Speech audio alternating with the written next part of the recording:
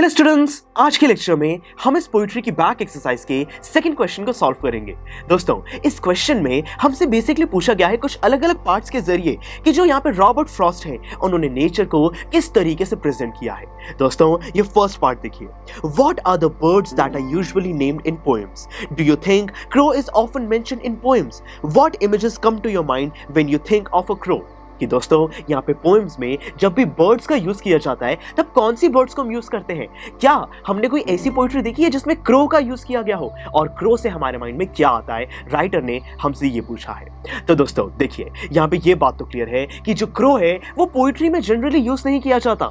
Poetries में sparrow, Nightingale, ऐसे दोस्तों जो बर्ड्स होती हैं उनका यूज किया जाता है। ये सारी हैप्पीनेस को रिप्रेजेंट करती हैं, पर दोस्तों क्रो का यूज तो बहुत कम किया जाता है।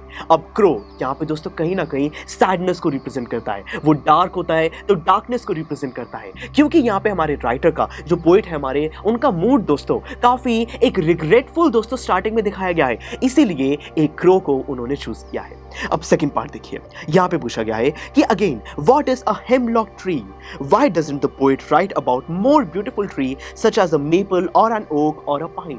कि दोस्तों राइटर ने जब ट्री को चूज करना था तब उन्होंने एक हेमलॉक ट्री क्यों चूज किया? कोई mango tree, pine tree, oak tree, ये जो हैप्पीनेस वाले ट्री होते हैं इनको क्यों चूज नहीं किया? एक पॉइजनस ट्री क्यों कंसिडर किया गया? दोस्तों इसके पीछे भी रीजन यही है कि जो राइटर है उनका जो दिन है वो काफी सैडनेस, डार्कनेस के साथ गुजर रहा था, इसीलिए उन्होंने सैडनेस को रिप्रेजेंट करने के लिए एक हेमलॉक ट्री को चूज किया है। तो दोस्तों बहुत इजीली इसका सॉल्यूशन भी प्रेजेंट है, आप उसको लिख सकते हो। अब थर्ड पार्ट देखिए, यहाँ पे दोस्तों पूछा गया है कि what do the crow and the hemlock represent, Joy और सॉरो? दोस्तों जैसे कि मैंने आपको बताया कि यहाँ पे हेमलॉक और जो क्रो है ये दोनों सैडनेस को रिप्रेजेंट करते हैं, तो खुशी नहीं मतलब कि सॉरो को ये रिप्रेजेंट करते हैं। फिर आगे पूछा गया है कि what do the dust of snow that the crow shakes of a hemlock tree stand for? कि यहाँ पे डस्ट ऑफ स्नो का आखिर में मतलब क्या है?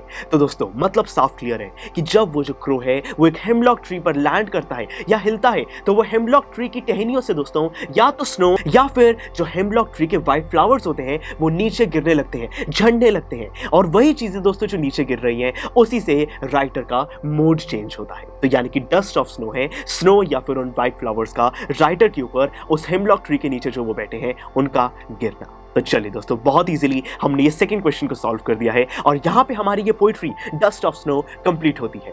Thank you for watching.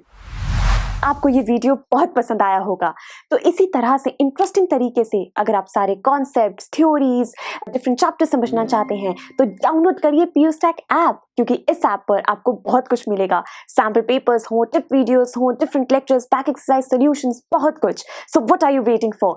Download Pustack app.